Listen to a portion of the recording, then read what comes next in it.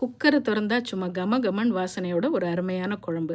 இது சாதத்துக்கும் நல்லாயிருக்கும், தோசை சப்பாத்திக்கும் அருமையாக இருக்கும். இது எந்த காய் வச்சு வேணாலும் செய்யலாம். நான் இன்றைக்கி காளானும் உருளைக்கிழங்கும். இதுக்கு முதல்ல தேங்காய் ஒரு 3 டேபிள் ஸ்பூன் தேங்காய் எடுத்துக்கோங்க. 1/4 டீஸ்பூன் சோம்பு, கொஞ்சமாக முந்திரி, கொஞ்சம் கசகசா ஊற வச்சு போட்டுக்கோங்க. ஒரு 10 சின்ன வெங்காயமும் சேர்த்து ஃபைன் பேஸ்ட்டாக அரைச்சிக்கோங்க. குக்கர்லேயே தாளித்து விட்டுடலாம். 2 டேபிள் ஸ்பூன் எண்ணெய், கொஞ்சம் பட்டை, கிராம்பு, சோம்பு, 2 பெரிய வெங்காயம், கொஞ்சம் கருவேப்பிலை சேர்த்து நல்லா வதக்கி விட்டுருங்க. 1 டீஸ்பூன் இஞ்சி பூண்டு விழுது, 2 பழமான தக்காளி அந்த மாதிரி சீவி போட்டிங்கன்னா திக்கான தோல் வெளியில் வந்துடும். 1/4 டீஸ்பூன் செந்தூர் மஞ்சத்தூள், 1 டேபிள் ஸ்பூன் செந்தூர் கறி மசாலா, 1 டேபிள் ஸ்பூன் செந்தூர் குழம்புத்தூள் நல்லா வதக்கி விடுங்க. காளானும் உருளைக்கிழங்கும் சேர்த்து வதக்கி விடுங்க. 1 டீஸ்பூன் உப்பும் சேர்த்துக்குங்க. காளானே கொஞ்சம் தண்ணி விடும், இல்லைன்னா கொஞ்சம் தண்ணி ஊற்றிக்கிங்க.